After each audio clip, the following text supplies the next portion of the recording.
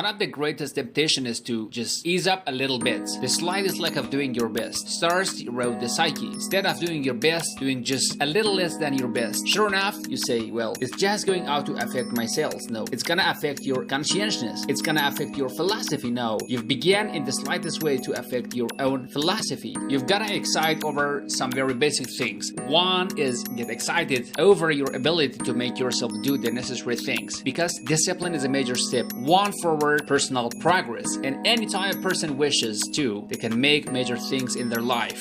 Personally and socially and financially. It doesn't ever have to be the same. After today, not telling what you could do today if you really wish to. The act of murder is a clear indication that a person in one drastic act can forever change the course of their life. It just happened to be the negative direction. What I would ask you to do starting today is excited about committing an act that's positive, an act that's constructive, to make the change in your life that you want made and to go the direction that you want to go. Make your failures give birth to great opportunity, not prolonged agony. Make your disguise lead to inspiration, not depression. The world will willingly sit and by and let you wallow in your sorrows until you die broken alone. And here is what else the world will do. The world will step aside and let you by. Once you decide that your present situation is only temporary, once you decide to get back on your feet and make your mark, the world doesn't care which choices you make to stop here and go on. The world doesn't really care. So you have to care in your own enlightened self-interest. Give a run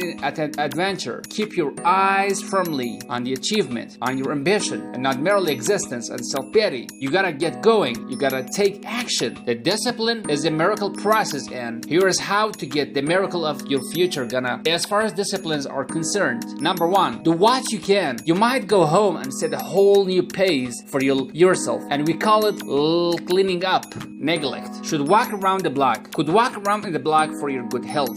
Don't walk around the block, so you're on the wrong track. Should read, don't read on the wrong track. Should call, could call, don't call on the wrong track. Could change, should change, do not change, you're on the wrong track. Letters you haven't written, conversation you haven't had with your family, somebody you should sit down with when you get back home. Get that job done. Don't let neglect destroy your days, destroy your life, and destroy your future. Go back and do what you can. And if you will do what you can, then life will give you some extraordinary things to do. This is called the possibility of life. Change starts with education. Don't be lazy in learning. Don't be lazy in picking up the ideas. Don't be lazy in learning from your own experience. Learning is the beginning of wealth. Learning is the beginning of life change. We're all aware that many people feel that we must be careful when focusing on money and affluence and abundance. That's in the pursuit of those things. There is a danger, and I do agree. If you make money, you love and pursue affluence to be exclusion of other values in life. We have lost not one. However, let's consider this question. If you could do better financially, should you? That's not a bad question. In the time we've alluded to labor economics, success, achievement, productivity, the creation of value, the development of skills and creativity. If you could do better, should you? I think that one of the greatest satisfaction of living life to the fullest is doing the best you can with whatever you have.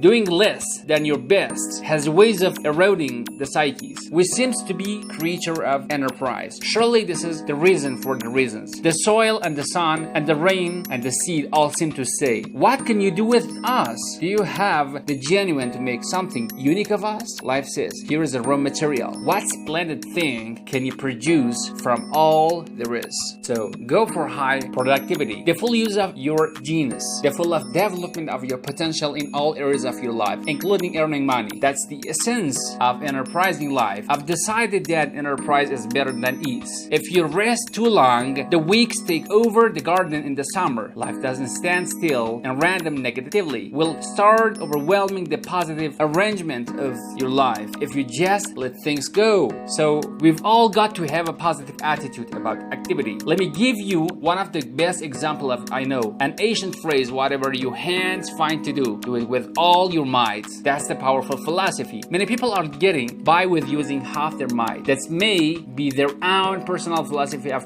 activity, but how much more could they achieve if they use all their might? We've got to evaluate the question for yourself and apply it to your own life. Put it on your mental scale and come up with your own answer of how it applies to you. How should you live your life? Are you working to your full potential? Now, I'm teaching children about the ant philosophy. I think everybody should study ants. They have an amazing 4-part philosophy. And here is the first part. Ants never quit. That's a good philosophy. If you're handed somewhere and you try to stop them, they'll look for another way. They'll climb over, they'll climb under, they'll climb around. They keep looking for another way. What a neat philosophy to never quit looking for a way to get where you're supposed to go. Second, ants think winter all summers. That's an important perspective. You cannot be so naive as to think summer will last forever. An ancient story says, don't build your house on the sand in the summer. What do we need that advice? Because it's important to be realistic. In the summer, we've got to think storm. We've got to think rock as you enjoy the sand and sun. Think ahead. The third part of the ant philosophy is that ants think summer all winter. That's so important. During the winter, ants remind themselves, this won't last long. We all soon be out of here. And the first warm day, the ants are out. If it turns cold again, they dive back again. But they come out the first warm day that can wait to get out. This philosophy applies to leadership skills. Average people look forward to getting off work, while successful people look forward to getting on with it. Once you switch from wanting to quit to wanting to work harder, you start to transform your life into the activity. Here is the last part of the ant philosophy. How much will an ant gather during the summer to prepare for the winter? All that he possibly can. What an incredible philosophy. That all that you possibly can philosophy. Ant can surely teach us a lot when it comes to working hard. An enterprising person is one who comes across a pile of scrap metal and sees the making of a wonderful sculpture. An enterprising person is one who drives through an old, decrepit part of a town. An enterprising person is also who sees opportunity in all areas of life. To be enterprising is to keep your eyes open and your mind active. Is to be skilled enough, confident enough, creative enough, and disciplined enough to seize opportunity that present themselves regardless of the economy. An enterprising mortgage banker will develop creative financial strategies during slow markets. An enterprising lawyer will study new laws and make rehearsal to people who may need them in those areas. An enterprising salesman will do extra research to find new prospects of this and their product and services. He will isolate a secondary market and develop another benefits for his customer. A person with an enterprising attitude says, find out what you can before action is taken. Do your homework, do their research, be prepared, be resourceful, do all you can in preparation of what's to come. Think of a new people you know who are enterprising. Think of people in the news, in your office, in your neighborhood. What do these people have in common? Well, they're probably always on the go, developing a plan, following a plan, rocking the plan until it fits. They're probably very resourceful, never letting anything get in your way. They probably don't understand the word no when it applies to their vision of the future. And when faced with a problem, they probably say, let's figure out a way to make it work instead it won't work. Enterprising people always see the future. In the present, enterprising people will always find a way to take advantage of a solution, not be bounded by it. And enterprising people aren't lazy. They do not wait for opportunities to come to them. They go after the opportunities. Enterprise means always finding a way to keep yourself actively working toward your ambition. Enterprise requires two things. The first is creativity. You need creativity to see what's out there and to shape it to your advantage. You need creativity to look at the world a little differently. You need creativity to take a different approach, to be different. What goes hand in hand with the creativity of enterprise is the second requirement, the courage to be creative. You need courage to see things differently, courage to go against the crowd, courage to take different approach, courage to stand alone if you have to, courage to choose actively over inactivity. How much activity you pursue generally relates to how you feel about yourself. How valuable are you? What could you do if you had all the skills? If you took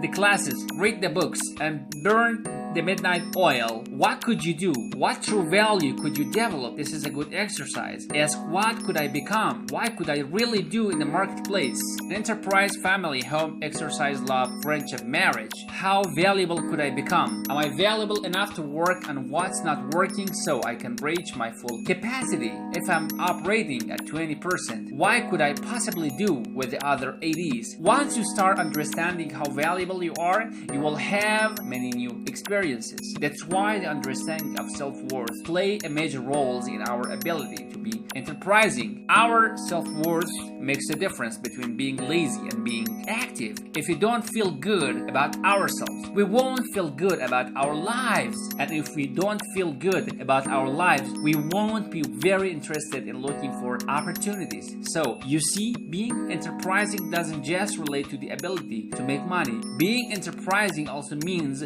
feeling good enough about yourself, having enough self-worth to want to seek advantage and opportunities that will make a difference in your future. Enterprise is always better than ease. Every time we choose to do less than we possibly can, it affects our self-confidence. If we keep doing a little less every day, we're also becoming a little less every day. Can you imagine what you would end up being after 10 years of doing a little lazy every day? It's devastating. Think about it. Doing less could ruin your life. You can reverse the process by using your self-direction, your self-reliance, your self-discipline. You can alter your life by doing a little more each day. Pretty soon, you will develop a new habit of doing rather than doing nothing. And what will days and weeks and months of doing a little more ultimately do for you? It will increase your confidence, your courage, your creativity, and your self-worth, your enterprising nature. Enjoying true business success requires you to set careful priorities. Sometimes priorities are determined by the season. For a farmer, the season dictates the most important activities. During the spring, a farmer must